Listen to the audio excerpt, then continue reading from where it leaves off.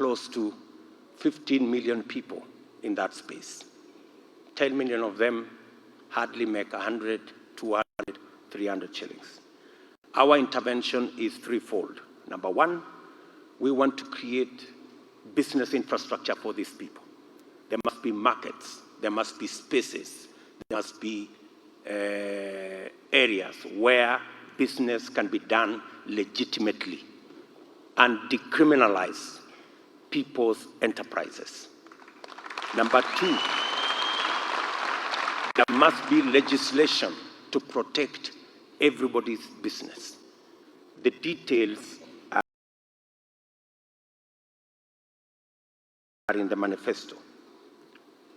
And number three, the single largest challenge the MSMEs face is that they pay interest on credit that none of you here can believe. Most of them pay 10% per day, which translates to 3,600 per year. Better ones pay 10% per month, which translates into 120% per year. And in so doing, their profits are eaten by just one item, credit. Our plan is to ensure through the Hustler Fund, and we have said we are going to commit 50 billion shillings every year to the Hustler Fund, so that the Mamamboga and the Boda Kai and the fellow at the kiosk and the fellow at the saloon and the good lady running a saloon somewhere can find credit that is not predatory. And these are the numbers. If we increase, because that's the net effect. The net effect is that we will increase the earnings of these 10 million Kenyans by 200 shillings per day. That is 2 billion shillings a day. And that is 760 billion shillings a year. Any manufacturer who gets 1% of that market gets 7.6 billion shillings business. So when we say bottom up, it is not the same as bottom versus up. It is bottom up.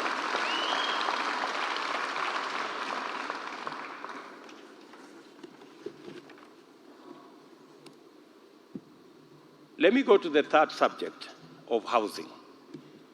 Housing, ladies and gentlemen, we are short of 2 million houses as we speak. And every year, the requirement is we build 250,000 houses. We are only building 50,000 houses every year.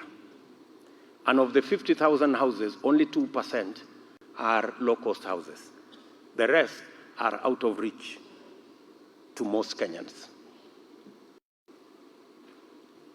The challenge is that that problem is a moving target. Every year, 500,000 Kenyans join or go into cities and towns. The rate of urbanization is 4.4%. At the rate of 4.4%, every year, 500,000 Kenyans find themselves in urban settlements. And we already have a shortage of houses. So as Kenya Kwanza, we looked at the challenge and we decided to turn it into an opportunity. We've turned it into an opportunity to do several things. Number one, of course, to create jobs. Number two is to create affordable, low-cost houses. How are we going to do it? This is how we plan to do it. First, we need to face the challenge of land. The biggest cost that goes into housing is the cost of land. We decided that we are going to do public land, or we are going to get land that is not expensive, even if it is away from the city, and provide infrastructure to get people from where it is to the city. Number two, we are going to work with developers to structure low-cost financing. Today, many developers get loans at 14, 15, 20%. We want to structure a 3% to a maximum of 5% financing for low-cost houses. The third component is we want to engage modern technology of building. We do not have to use stones. We can employ new technologies that deliver for us cheaper houses.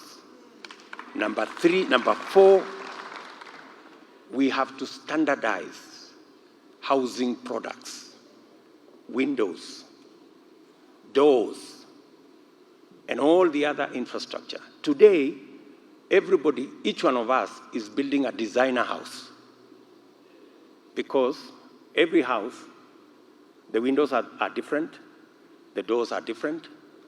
So it's a designer house because it's all different. What we are going to do is we are going to standardize so that we can mass produce housing products. If we know that a one-bedroom house, the size of the door will be like this, you can produce them en masse. The size of the window will be like this, you can produce them en masse. And our Juakali sector can produce these housing products en masse. That brings down the cost by almost 30%, just by eliminating the designer structures of every house. Of course, we all know designer suits are more expensive than all the other suits. And that's what we are doing. And finally, we have to structure an offtake plan. Low cost, long-term mortgage. Let me tell you, my regret is that we didn't implement this housing plan that was in the Big Four. Because our plan is to build 250 housing units every year, and our plan is to ensure that at least 50% of these houses are low-cost houses. We want to make it possible for a person who is paying 10,000 shillings today rent to still pay 10,000 for a two-bedroomed house, and in 15, 20 years, the house belongs to them because they are paying mortgage.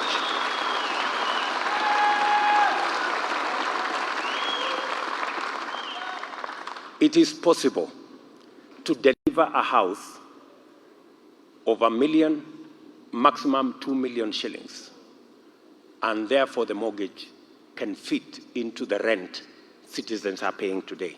That way, we will create more property owners in our great country. Today, we have about 30,000 mortgages. It is our belief that we should get to 1 million mortgages in the next 5 years.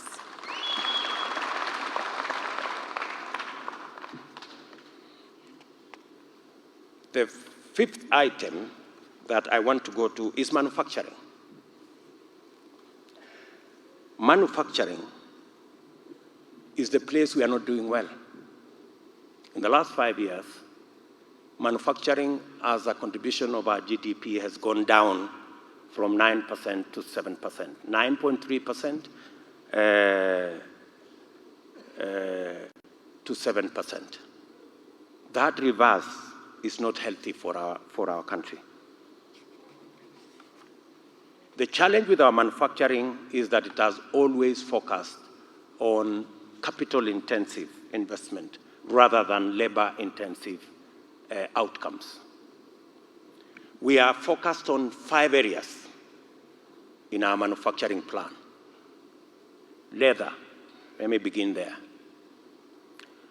It's a very sad story, let me tell you, on leather.